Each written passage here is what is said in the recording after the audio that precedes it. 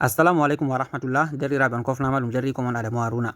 wato wodi hunde kaya fire mi yiɗi hollugo en deriraɓe fototiri be mare mi tawi dole an mi waɗa video dow majum mi holla en mi présenta en ɗum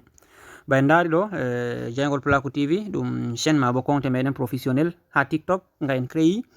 to on mari haje larugo video ma bo hunde kaya fire ne mi wi on garan on clique ɗo bindi am play ɗi on gimi min germani ha nder groupe ɗo bindi am play ba on laari ha les image ɗo on clique ɗo maji banni après avoir clique ɗo maji banni ɗum télécharge an ɗum yarete ha deydey nder compte TikTok ba laari ɗum waddima nder compte TikTok Jaingol Pulaku TV to aɗo mari TikTok to ala TikTok ɗo bo ɗum foti ɗum dilli magal Google maɗa ngam may ɗo min ɗo toroma to a yaldiri banni may ɗo habdu waru suivre chaîne may ɗo ha ɓe holli suivre ɗo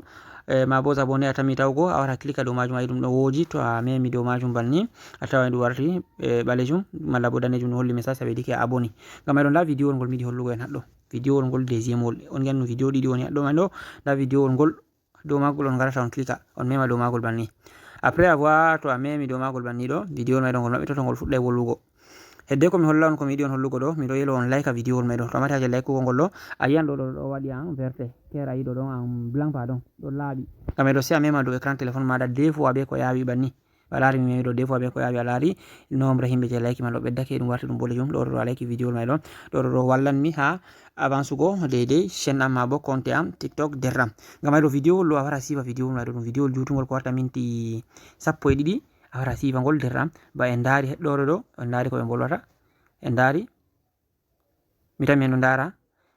ha mi avance ɗum yeeso seɗɗa fayin ba en daari nda komi yiɗi on hollugo may ɗo amma mi yawtina vidéo may ɗo sei to nasti ɓe hoore moɗon tan mi laarugo komi wolwanta hunde kaya fire deydey nde mi wi en may ɗo ba on daari ɗo donc goto nder moɗon fuu hani laara vidéo ɗo to laaringol bo ta yejjita partage angol deydey derɗiraɓe mum luttuɓe to mari haji a partage angol bo a waran a clique nda ɗo ha ɓe holli partage ha flèche ngel ngel giɗa ɗo a clique dow magel banni bawta clique dow magel ɓe hollete to ha WhatsApp a yiɗi a partage to ha Facebook e ko nandi be majum a sufta ha a yiɗi a partage angol may tan min to mi sufti deydey WhatsApp mi yiɗi partage ngol ma mi clique ha dow WhatsApp banni mi partage na goɗɗon mo miɗi partage go malla bo ha nder groupe yam mi mari haje partage ngol fu derɗiraɓe ngam may ɗo goto nder moɗon fu en gelake waral siva vidéo lo e abona bo ha chaîne Jaingol Pulaku TV ha TikTok on kofnama on gelanama kayruji ɗuɗɗum dari ko man Adamu Haruna assalamu alaikum.